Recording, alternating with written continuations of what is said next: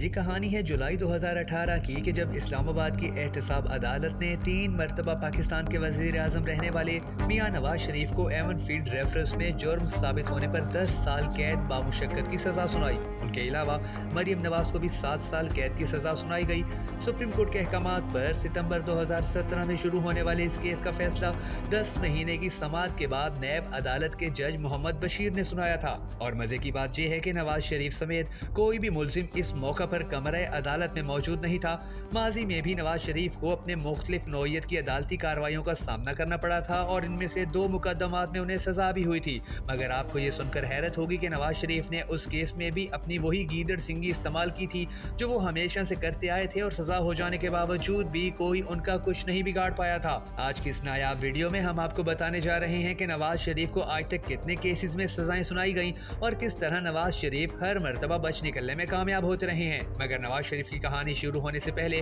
آپ نے comment section میں ضرور بتا دینا ہے کہ آپ پاکستان کا اگلا وزیر اعظم عمران خان کو دیکھنا چاہتے ہیں یا نواز شریف کو۔ میں ہوں شکیل حیدر اور آپ دیکھ رہے ہیں بھکر نیٹ ورک ویڈیوز۔ دوستو 28 جولائی 2017 کو سپریم کورٹ نے پاناما کیس کے مقدمے میں نواز شریف کو نااہل قرار دیتے ہوئے قومی احتساب بیورو کو حکم دیا تھا کہ وہ نواز شریف کے خلاف لندن میں واقع ایون فیلڈ پراپرٹیز کی ملکیت اور اس کی خریداری میں ناجائز ذرائع کے استعمال کے حوالے سے ریفرنسز دائر کریں۔ 26 ستمبر 2017 کو پہلی بار عدالت میں پیش ہونے کے بعد سے نواز شریف اور مریم نواز 80 سے زائد مرتبہ احتساب عدالت میں سماعت کے لیے حاضر ہوئے، لیکن حسن اور حسین نواز ایک مرتبہ بھی عدالت میں نہیں آئے اور عدالت نے انہیں اشتہاری قرار دے دیا۔ دوستو ماضی میں نواز شریف کے خلاف ہونے والی عدالتی کارروائیوں پر نظر ڈالیں تو 28 جولائی 2017 کو سپریم کورٹ کے 5 رکنی بینچ نے پاناما لیکس کے معاملے میں اپنے متفقہ فیصلے میں نواز شریف کو نااہل قرار دیتے ہوئے ان کے اور ان کے خاندان کے افراد کے خلاف نیب میں ریفرنس دائر کرنے کا حکم دیا تھا۔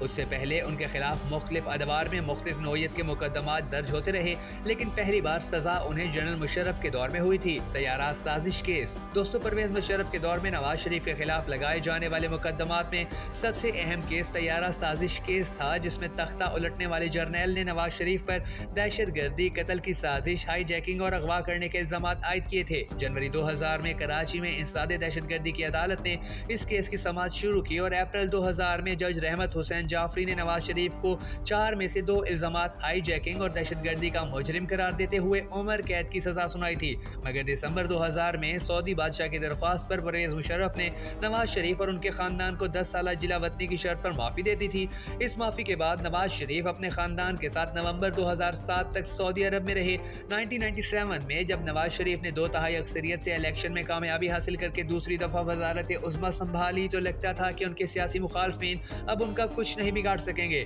لیکن 2.5 سال میں ہی ان کے پسندیدہ army chief general Pervez Musharraf نے اکتوبر 1999 میں ان کا تختہ الٹ دیا۔ حکومت سنبھالنے کے بعد پرویز مشرف نے نواز شریف کے خلاف بدعنوانی اور دہشت گردی کے مختلف مقدمات درج کروائے۔ نیب نے 1999 اور 2000 میں نواز شریف کے خلاف کل 28 مقدمات شروع کیے، جن میں سے 15 ناکافی شواہد کی وجہ سے اگلے 4 سالوں میں خارج ہو گئے، جبکہ 9 مقدمات 18 سال گزر جانے کے بعد بھی زیر تفتیش رہے۔ نیب کی جانب سے شروع کیے جانے والے مقدمات میں سب سے اہم وہ 4 ریفرنسز تھے جو احتساب عدالت کو بھیجے گئے تھے۔ ان 4 میں سے ہیلی کاپٹر کیس کے نام سے مشہور ہونے والا پہلا ریفرنس اٹک قلعے میں قائم احتساب عدالت میں سنایا گیا اور جج فرخ لطیف نے نواز شریف کو 1993 میں خریدے جانے والے 6 لاکھ پاؤنڈ مالیت کے ہیلی کاپٹر پر ٹیکس نہ دینے اور اثاثے ظاہر نہ کرنے کی پاداش میں 14 سال قید کی سزا اور 2 کروڑ روپے جرمانہ عائد کیا۔ نواز شریف نے اس سزا کے 6 ماہ جیل میں گزارے، لیکن دسمبر 2000 میں اس وقت کے فوجی سربراہ جنرل پرویز مشرف کی جانب سے معافی دیے جانے پر وہ پاکستان چھوڑ کر سعودی عرب چلے گئے۔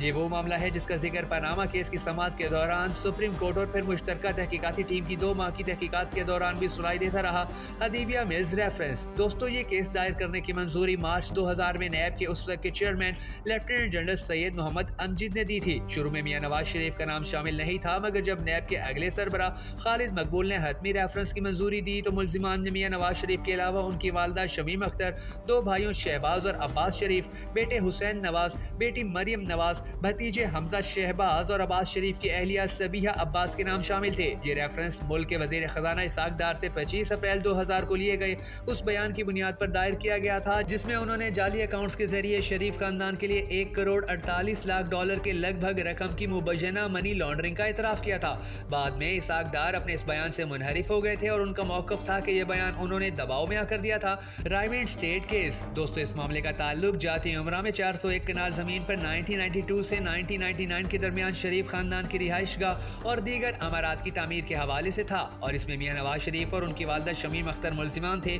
ریفرنس میں نواز شریف پر الزام لگایا گیا تھا کہ انہوں نے ان تعمیراتی سرگرمیوں کے لیے جو رقم ادا کی وہ ان کے ظاہر کردہ اثاثوں سے مطابقت نہیں رکھتی تھی۔ ان دونوں ریفرنسز کی سماعت نواز شریف کی مل بدری کے بعد روک دی گئی اور جب 2013 میں نواز شریف تیسری مرتبہ برسر اقتدار آئے تو ان کے اس دور میں لاہور ہائی کورٹ نے مارچ 2014 میں یہ دونوں مقدمات خارج کر دیے۔ حیران کن طور پر مضبوط شواہد ہونے کے باوجود نیب کی جانب سے اس اخراج پر سپریم کورٹ میں کوئی اپیل داخل نہیں کی گئی۔ اتفاق فاؤنڈری قرضہ کیس دوستو، اس مقدمے میں نیب نے نواز شریف پر بینکوں کے 3 ارب 80 کروڑ روپے کے قرضوں کی عدم ادائیگی کا الزام لگایا تھا اور کہا تھا کہ ادائیگی سے بچنے کے لیے کمپنی نے جان بوجھ کر خود کو دیوالیہ ظاہر کیا۔ اتفاق فاؤنڈری کی فروخت سے حاصل شدہ رقم کی بینکوں کو ادائیگی کے بعد یہ مقدمہ بھی فروری 2015 میں لاہور ہائی کورٹ نے ختم کر دیا تھا۔ 1994 بے نظیر بھٹو دور میں FIA کے چالان دوستو، ماضی میں نواز شریف کے خلاف ہونے والی عدالتی کارروائیوں پر نظر ڈالیں تو ان کے خلاف سب سے پہلی کارروائی بے نظیر بھٹو کے دوسرے دور حکومت میں ہوئی جب اکتوبر 1994 میں ان کے اور ان کے خاندان کے خلاف رمضان شوگر ملز کے حوالے سے لاہور ہائی کورٹ میں درخواست دی گئی۔